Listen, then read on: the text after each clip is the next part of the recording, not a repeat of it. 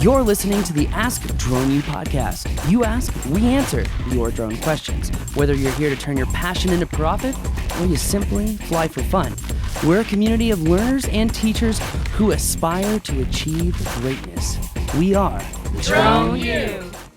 Hey everyone, and welcome to another very interesting episode of Ask Drone U. I have a very special guest with me today. He has been in the fire service for almost 2 decades. He graduated high school when I was born. Just kidding. Don't want to make you feel old, but John, welcome to the show. Thank you, Paul. And yeah, I am old. I wasn't trying to poke the bear, just trying to have a little fun. Yeah, I love it. Well, today we're going to be talking about how most drone programs, when it comes to public safety, how are they actually using the drones? What are the most popular use cases for them? We did have a question for this, but it was in the community, so we don't have audio for that.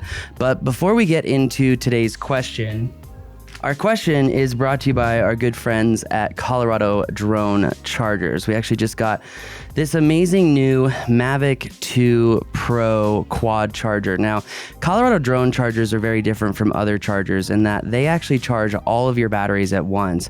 And even yesterday, as we were going out and filming scenarios for our new Props Public Safety training course and program, I realized just how important it is to have all your batteries charged up at once instead of charging in sequence like they do on the DJI charger. So if you're flying a lot or if you're involved in a public safety drone program, you might want to check out coloradodronechargers.com. All right, John. So let's talk about, how most drone programs are using drones in public safety, because this is a pretty hot topic right now, especially as a lot of programs are trying to buy the equipment that is available in this chip shortage. So help me understand, what is probably the number one way that public safety programs are using drones? A lot of them are using it for situational awareness. That would be the primary use case on most public safety operations. It's mainly situational awareness. And this means basically using the drone to get a 360-degree view for the person who is in charge of coordinating that incident or that event. So like if it would be the fire service, your chief would now be able to see a full-size 360-degree view of that operation as a whole and allocate resources where they are needed and pull resources away from where they're not needed. And it's that change that we're seeing that is really affecting operations as a whole. So when it comes to fire departments specifically, kind of moving out of the realm of just public safety and into the fire service, when we get this kind of 360 view, this situational awareness, is this so that we can kind of better understand hotspots on a roof? I mean, could this save someone's life if we were to determine, hey, look, there's a hotspot on the roof. Look, there's a lot of HVAC infrastructure. It could collapse the roof. And what if there's a firefighter on top of the roof? Well, you would be able to see the firefighter. You'd be able to see the HVAC. You'd be able to see that it's building up heat underneath that HVAC system. You could see where the fire is traveling. You could see if there's any means of egress off that roof and what would be the appropriate means of egress off that roof. Would it be going to the left side or the right side? You could instruct that firefighter the best course of action to get off that roof rather than traveling over that hotspot, because we are actually looking at an infrared and that firefighter is seeing just what they see with their eyes. So the applications are endless, Paul, when you really think about it. We were doing a scenario yesterday. So this Props Public Safety program, this was built for public safety departments to easily manage all aspects of their drone program, from training to documents to just pretty much every aspect. And one of those aspects is better understanding whether pilots are current, right under 107, and whether they're proficient, whether they're able to go out in the field. And as we were filming one of these scenarios, John, one thing that hit me kind of hard was we were filming this scenario over these small commercial shops. And part of that scenario was, again, flying that orbit and better determining were there points of access behind the building. And then you asked me, hey, make sure you fly along the roof line because we want to see if there's fireproofing between these small shops, these independent small businesses. Because if there's not parapets essentially on the top of of the roof where we can't see a firewall, that drone view could help us understand just how far a fire could spread from one building to another. Correct. And the shop that we were talking about, I believe it had 6 stores in it. But let's say one of those stores go out of business and they decide to put a fast food restaurant in there. I'll just use Chinese food, for example. Okay. And they now have to vent all that equipment somewhere. So let's say they decide, let's not vent it to the roof because there's an AC unit roof. Let's go across the tops of all these in between the roof and the ceiling and vent it out the side wall. Well, that means if there's a fire in that duct, it could easily spread to the adjoining establishments that are there, and it will be in between the roof line and the ceiling. So you would open up the front door and you wouldn't see that establishment is on fire. The only thing you would be able to see that is with an infrared camera from the roof. Wow. I mean, honestly, it seems like the uses are endless. So situational awareness is huge. I mean, I know it's huge, but you're also sometimes in large scale fires, second alarms, third alarms. I know that you are also kind of getting a documentation of the scene. You're not doing accident reconstruction per se, but how often would you say that you use these drones to produce like a super rapid response, say 2D map or orthomosaic? So we have a lot going on our operations, especially when it's a second alarm or third alarm and it's escalating. So we try to avoid doing like 2D maps and stuff at that particular time. Okay. But the main information is once we have these recordings of, the actual operation as a whole, the chief can review them with other chiefs and see what tactic may or may not have worked from reviewing of these videos. However, once everything settles down, we do get a 2D map of the structure to allocate resources, but more for like brush fires or something where it's a really large scale incident, like a collapse. That's where we would start off with the 2D right off the bat.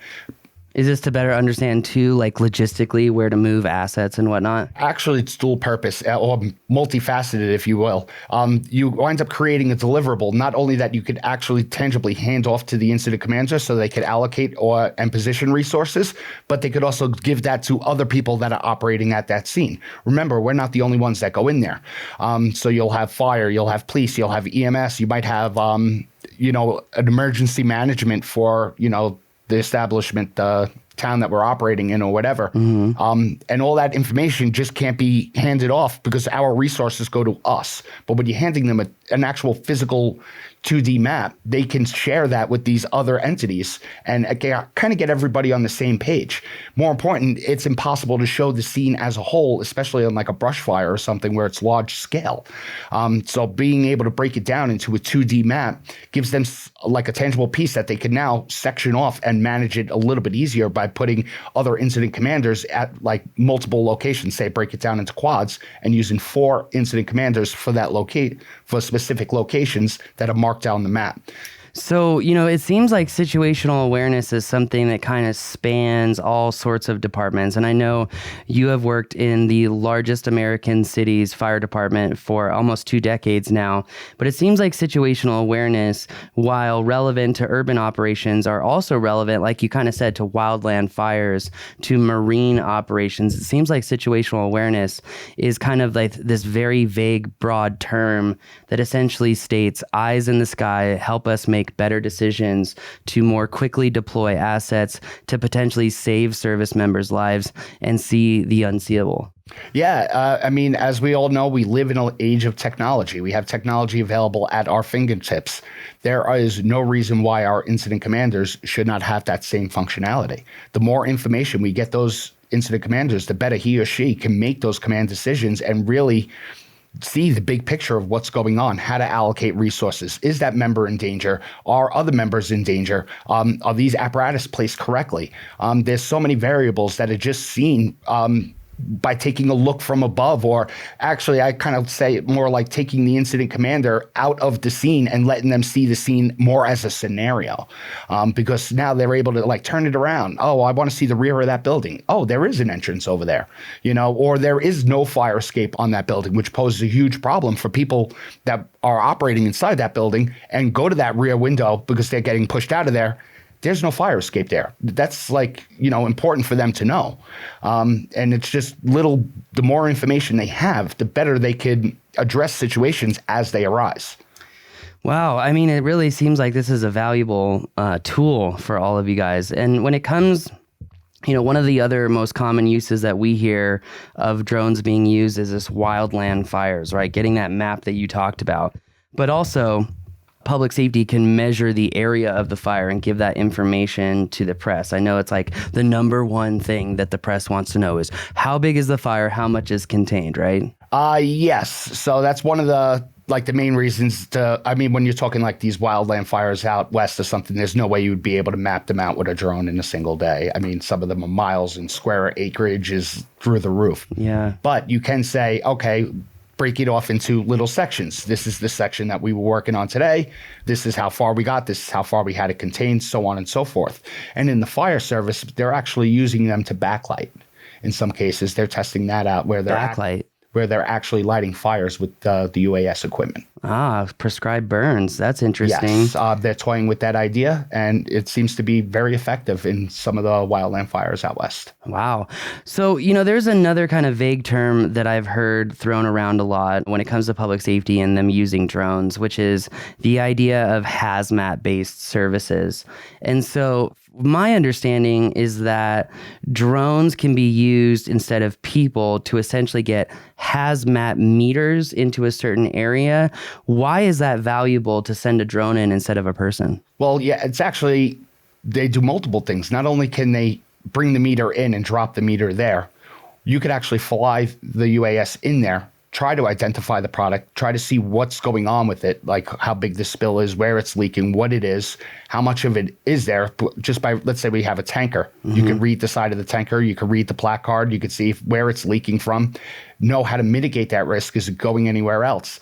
And then fly a hazmat meter in and perch the drone, or pretty much land in a proximity to that product, and now take live readings off of that meter for the duration of how long that UAS will stay operational without the prop spinning on the ground.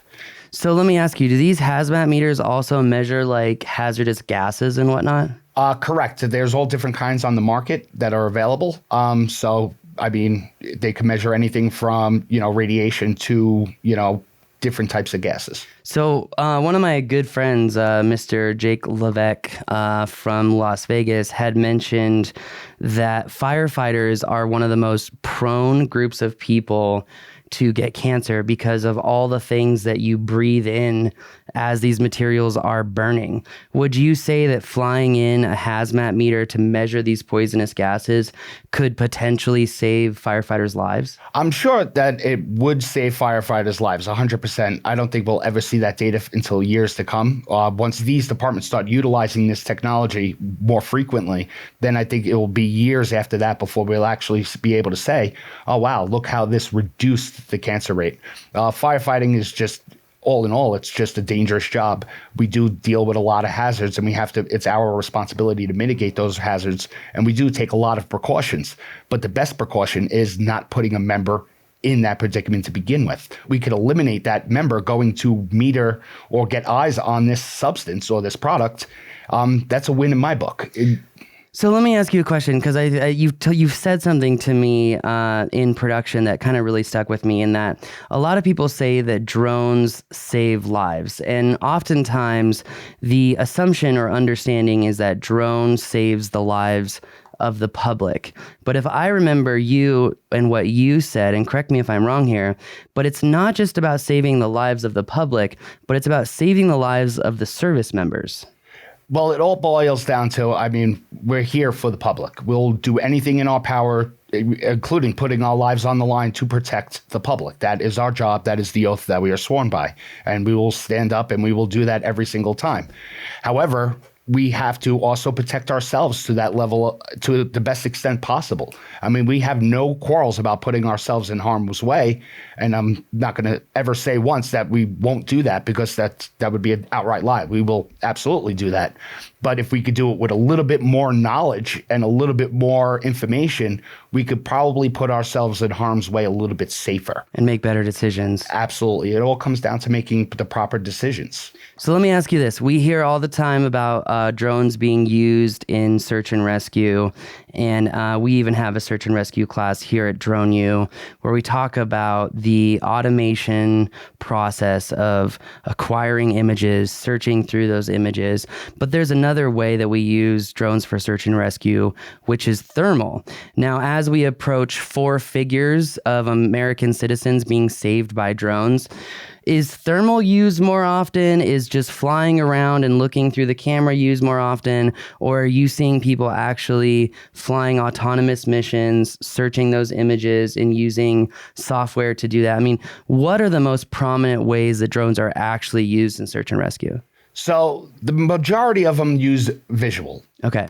Visual, if it's daylight, you have a better chance of seeing it. Autonomy definitely helps because now it gives you a deliverable to have a scanner that's looking through every one of those photos that could, hey, look at that and open it up and really check. By the way, females out there, you make the best scanners. Your eyes are just more keen to details. And keep that in mind. But now that we're starting to see the smaller UAS come with better thermal cameras, such as the Mavic 2 Enterprise Advanced, thermal is becoming a powerful tool in the search and rescue. It always was, but the smallest thermal sensors do not do well.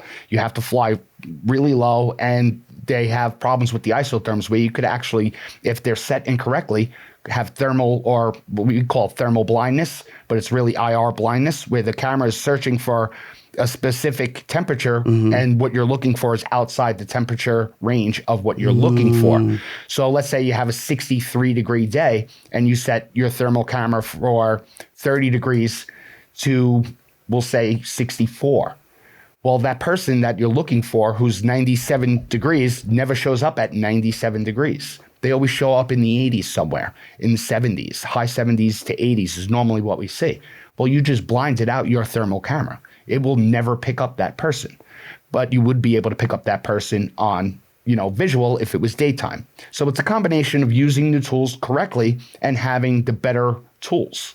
So one question I have is based off something you just said. I want to make sure I understand it right. But you said, ladies, that you have a more keen eye for detail. Are you insinuating that females who search through photos in search and rescue have a higher propensity of finding something than males? Yes, absolutely. And I didn't just make that up, but that's actually been proven. It's been studied, and females do make a better observer when it comes to that. Well, I know females see the color gamut a little bit differently than males, just like as humans see the color gamut differently from dogs and cats and whatnot. So that's actually fascinating information. So, I mean, in a day and age where we're trying to, have more and more females in the fire service, this seems like something that could be very, very useful for society as a whole.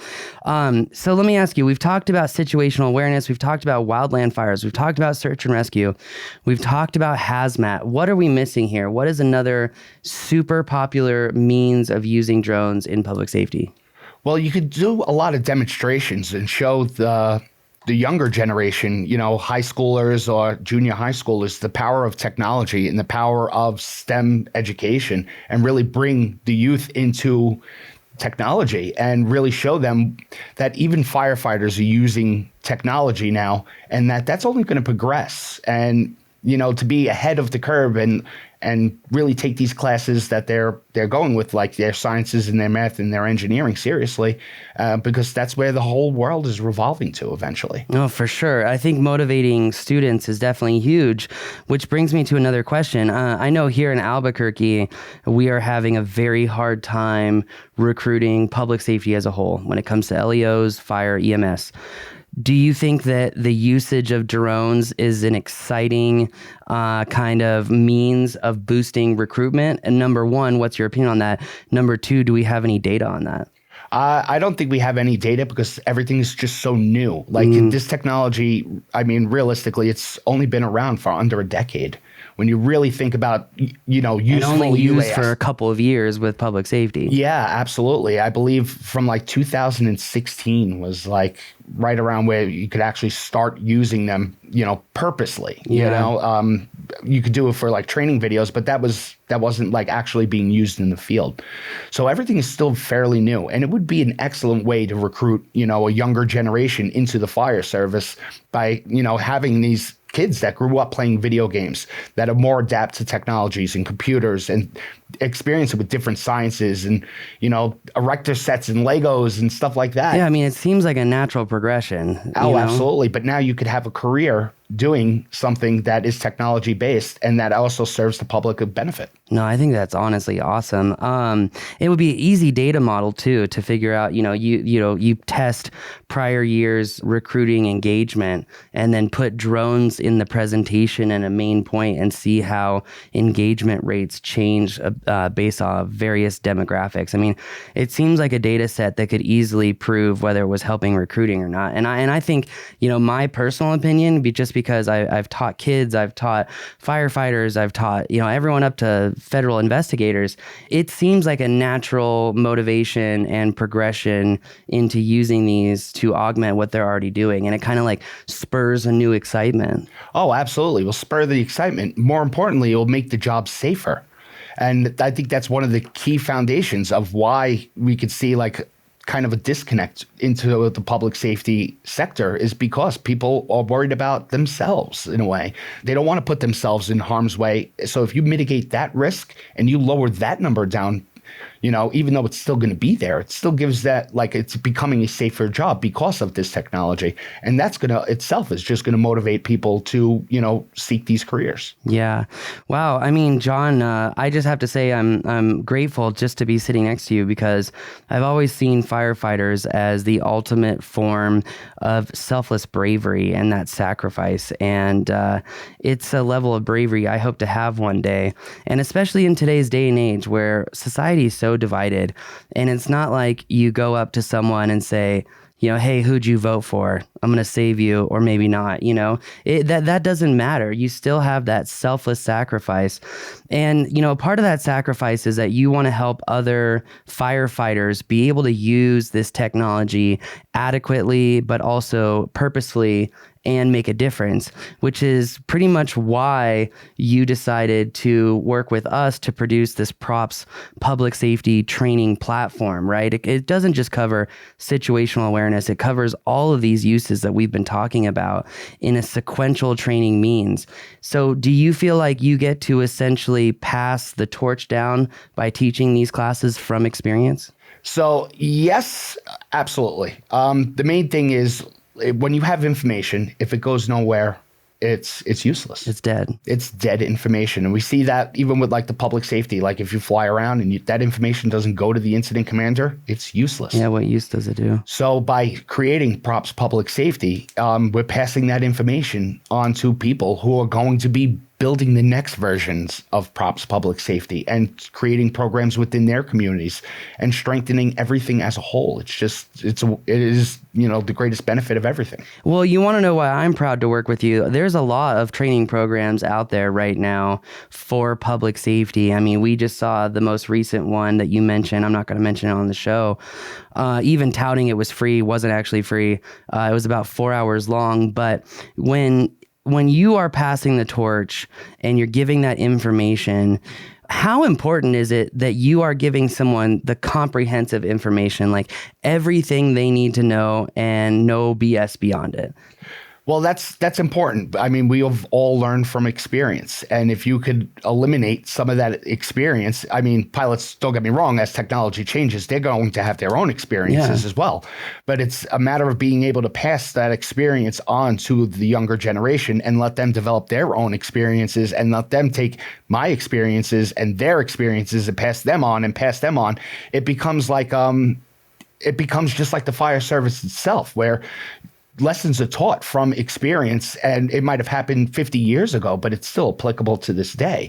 And we're going to start seeing that, especially in this sector, because it's so new. There is no previous experience. There's nobody to say, oh, well, this is how it used to be done. No, I know. And honestly, that's one of the things that gets me so frustrated is you have so many companies out there that have no experience, that are selling these trainings, and they're, in my opinion, setting up firefighters, public safety, EMS, law enforcement up to fail. I mean, there's so much market hype out there. That's why I'm proud to be a partner of yours and to be able to teach from your experiences, because there is an environment in this country of selling crap to governments and it really not being that useful, you know? But it's actually a big problem, because if the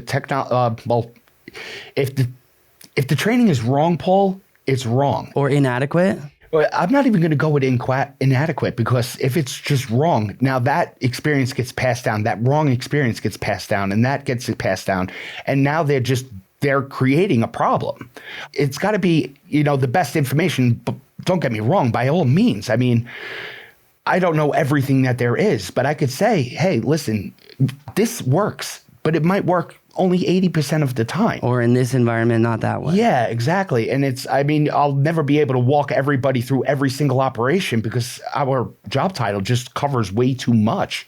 But experience has to play a huge part in that. And if the training is inadequate or wrong, that could just be detrimental to a program right from the beginning. Or many programs, right? I mean, like, look at the network effect. Like, look at what happened with the big DJI Enterprise drones and how so many departments spent 20, 30, 80, 100 grand on these drones, and they're never flown because they don't even know how to produce the deliverables out of them. So at what point does that inhibit a department, a company, an agency's ability to continue using this technology, right? If they spend and dump a bunch of money into something, it's not being used. What's the propensity that they continue to get the budget, that they continue to actually use the drones? I mean, we have already seen this network effect in other aspects of the industry, which is why I believe it's so damn critical to teach from experience and to teach from a point of knowledge, not from a point of sales. Well, absolutely, 100%. But I'm going to circle onto that. You buy this big, beautiful piece of equipment, and it's cost several $1,000s. They're afraid to fly it. And that's why it's not getting used. And you get what I'm saying? So if you have, we'll say, I'll go with an M210. If you have an M210 with a Z30 and an XT2 on there, you're talking 32,000. And they're like, oh, well, I don't want to put that in the sky. Because I don't want to crash it. Because I don't want to crash it. And that's why it's not being used. But guess what? You're never going to get that budget again if you don't use it. Yeah. So that's where training comes down to everything. And building confidence. You need to build the confidence. But if you're not, you could be trained like, oh, okay, I know how to fly it. I know how to turn it on. But if you're not confident and you're confident in your training to operate it, and it just sits there, then is it really a tool? That's a good point, which, by the way, we knew about this issue. And so on top of the Props Public Safety educational platform, it is online. It does have scenario-based training. It does use interactive media. But we also developed and took our flagship Flight Mastery course and turned it into and expanded it into Flight Mastery Public Safety, where we use these towers of buckets and we essentially teach pilots, a better way to navigate airspace, get in super close proximity, identify issues. But in Flight Mastery, John, we know, because we've been collecting data on it now for almost 5 years, about how confidence completely transforms when a pilot goes through Flight Mastery. With this Flight Mastery Public Safety and in-person training, and it is an add-on to the Props Public Safety program, but do you believe that we can build the confidence of these pilots through these programs and get them to use their aircraft more? Absolutely. No question, no doubt in my mind. Confidence is key, because if you have confidence in your abilities and you have confidence in your limits, and by limits, I say, all right, maybe this is too risky. You do that risk versus reward, and you're like, you know what? This isn't a good time to fly. Yeah. Just having the confidence in yourself to know between those levels, that where you can operate safely and where you don't want to be is tremendous. And these exercises and Props Public Safety and Flight Mastery only will build pilots' confidence, but it will also allow them to see, what are my limits? Like, where do I stop? And it's just being able to distinguish between the two, I think is good. It's a game changer. It's a powerful piece of knowledge within a pilot about themselves and their equipment. No, I couldn't agree more, John. Well, I just want to say thanks for coming on the show today. Thank you for developing this program. It's been 2 years in the works now. Can you believe that? It's been longer than that, but yeah, it's been a long time. Well, we don't want to release crap, right? We don't want to put stuff out there to try to get attention. We want to put out there what people need and nothing more.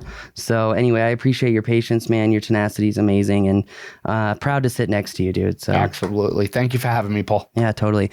Well, everyone, if you have a question, go to askadroneyou.com. Let us know what you thought about the show.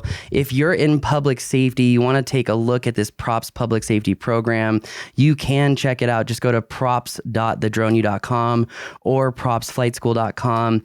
And if you want, you can set up a demo. We'll take you kind of behind the scenes and showcase how this educational platform makes managing and operating a drone program easy and simple, from managing all the trainings to know currency versus proficiency, to get real-time notifications and status on where pilots are, but to also better determine who's deployable to the field. Imagine managing, organizing all that on top of your equipment and organizing and managing all of your documentation to provide you with an easy and seamless means of running your drone program. You're not going to want to miss it. You're probably wondering why we've been a little quiet on social media for the last couple of years. This is why. You've got to check it out. This is where we've been pouring our hearts out, because for us, it's all about helping the men and women that every day sacrifice their life so that you and I can live a nice, comfy life. So check it out. Let us know what you think. And again, if you have a question, askdroneyou.com. But that's going to do it for us today. Thanks again for joining us for another edition of Ask Drone You.